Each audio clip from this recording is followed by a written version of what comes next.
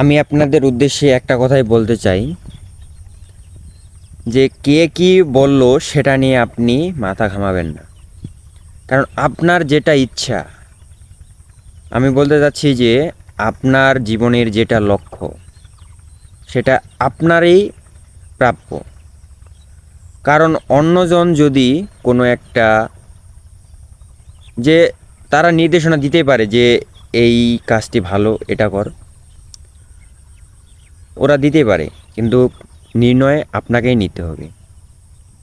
সেই নির্ণয় যেন আপনি ভালোভাবে নেন এবং একটি নির্ণয় থাকতে হবে।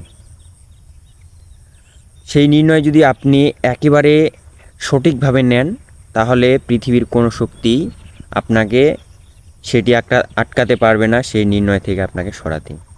তো সেই নির্ণয় অনুযায়ী আপনি কাজ করে যাবেন, ঠিক পাবেন। পাছে লোকে কিছু বলে, এই কথাটি তো জানেন আপনারা। যদি সাফল্যের প্রায় দ্বার প্রান্তে চলে আসেন, তখন কিন্তু অনেক মানুষই বলবে যে এই কাজটি ভালো না। আপনি তাদের কথায় কোনো কান না দিয়ে আপনি আপনার মতো চলুন।